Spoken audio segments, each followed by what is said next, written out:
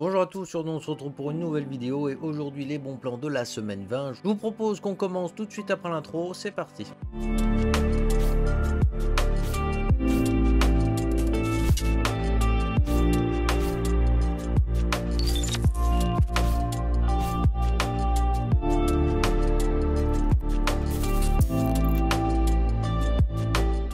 Comme je vous l'ai dit, aujourd'hui on s'attaque pour les bons plans de la semaine 20. Comme d'habitude, tous les produits que je présente sont dans la description, dans l'ordre de passage. Ils sont triés par catégorie du prix du moins cher au plus cher. Et puis vous avez tous les liens. Donc si jamais un de ces produits vous plaît, vous avez juste à descendre là en bas et puis vous le retrouvez. On va commencer directement avec les processeurs. Et cette semaine, on a un bon coup qui est plutôt intéressant. On va voir le Ryzen 5 5600G à 180 € sur Amazon Italie. Mais honnêtement, à ce prix-là, c'est un monstre hein, parce que vous avez une belle puce graphique. Un processeur qui a quand même une puissance plus que correcte, donc honnêtement, voilà, je trouve que c'est plutôt un bon coup ici. On va retrouver aussi un truc un peu intéressant, c'est le Ryzen 7 3800X à 285 €, donc ça lui fait une belle baisse de prix quand même. Voilà, faut savoir que le i5 12600K le couche assez violemment, mais en attendant, ce petit Ryzen 7, si vous avez une carte mère pour vraiment pas cher, et vous allez voir qu'on en a une pas chère juste après, ça peut être une bonne option parce que ça vous ferait un kit à environ 385 € avec carte mère processeur, et je trouve que pour ce prix-là, c'est plutôt correct. Justement, comme je parlais d'une bonne carte mère pour aller avec, ici on va avoir une Gigabit B550 Aorus Elite qui est une excellente carte mère, il l'avait plutôt bien réussi. Et là on la retrouve à peine 107 € avec les frais de port et à ce prix-là c'est juste super intéressant. Donc voilà, ça peut vraiment faire un bon combo justement avec ce Ryzen 7, alors pourquoi pas en profiter. Pour ceux qui cherchent une B660 en micro ATX pour un processeur qui est pas forcément super gros, la B660M Prime A DDR4, donc voilà, ça va permettre de faire un bon petit combo sans pour autant coûter super cher. Je veux dire, on a de la DDR4, donc vous économisez déjà sur la RAM. Et puis si vous avez un petit i3 ou un petit i5 qui passe par là, franchement, ça peut faire un bon coup pour pas trop cher. Donc voilà, même ceux qui n'ont pas l'utilité forcément de mettre